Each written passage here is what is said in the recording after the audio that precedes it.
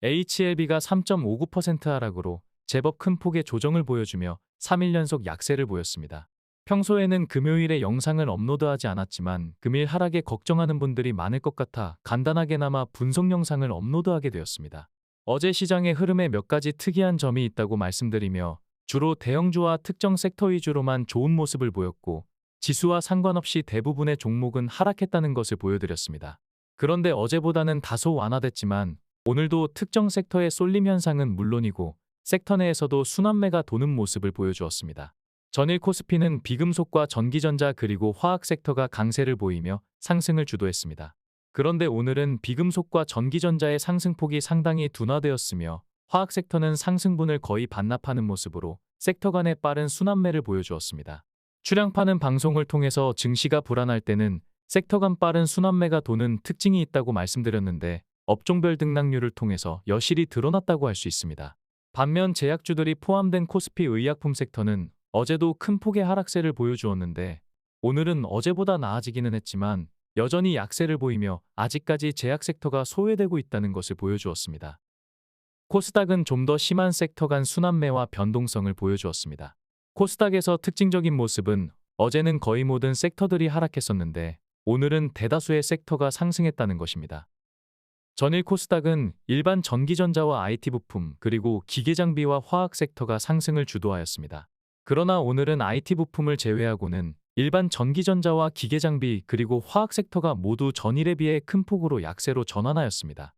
특히 일반 전기전자는 업종 상승률이라고는 믿기 어려울 만큼 초강세를 보여주었는데 오늘은 제약바이오 섹터와 함께 상승하지 못한 섹터 3인방에 포함되며 하루 만에 급격한 변동성을 보여주었습니다.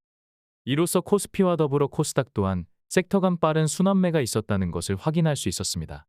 지금까지 보셨다시피 금일 코스닥에서 상승하지 못한 섹터는 단 3개에 불과했습니다. 그런데 여기에는 제약바이오가 이름을 올렸기 때문에 HLB의 추가 조정이 나홀로 하락한 것은 아니라는 것을 확인하였기에 다소 위안을 삼을 수 있을 것입니다. 본 방송을 시청하시는 여러분들은 제약바이오가 소외되고 있다는 것에서 무슨 생각이 드시나요? 제약바이오 섹터가 계속해서 소외될 것으로 생각하시나요? 아니면 다음 순환매 차례는 제약바이오가 될 것이라고 기대하시나요? 출량파는 당연히 다음 차례는 제약바이오가 될 것이라고 생각하고 있으며 올해 코스닥 반등의 중심축에는 제약바이오가 있을 것으로 기대하고 있습니다. 제약바이오처럼 이익의 듀레이션이 멀리 있는 섹터는 금리 인상에 취약할 수밖에 없습니다. 전일 약세를 보였던 게임주 또한 이익의 듀레이션이 멀리 있기 때문에 그동안 약세를 보였지만 오늘은 힘차게 반등하는 모습을 보여주었습니다. 아시다시피 연준은 25베이스포인트 금리 인상을 단행하였습니다.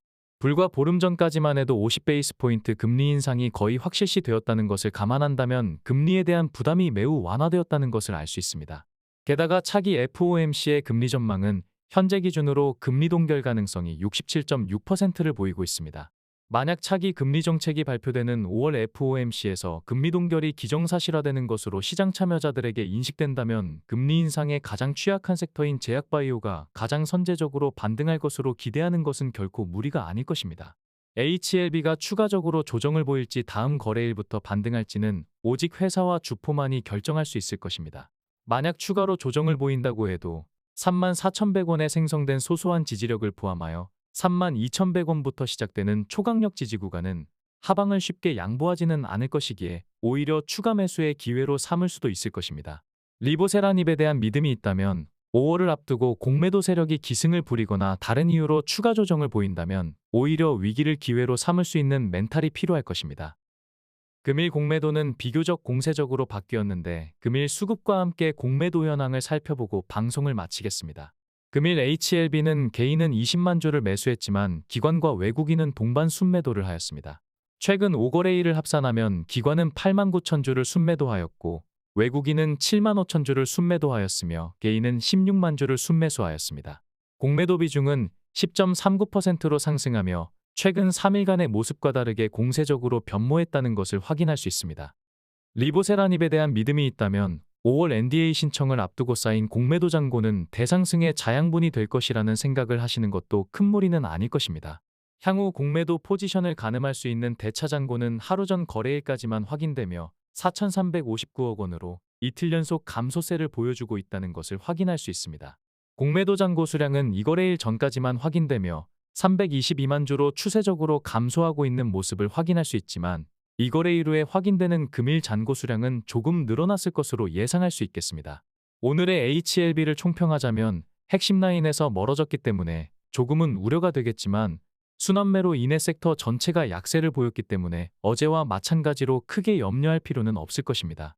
지속적으로 말씀드렸듯이 37,350원이 핵심적인 변곡점이기 때문에 빠른 시일 내에 돌파하는 모습을 보여줘야 하며 돌파가 지연되는 만큼 저항력이 커진다는 것은 상식적으로 알고 계시면 도움이 되실 겁니다.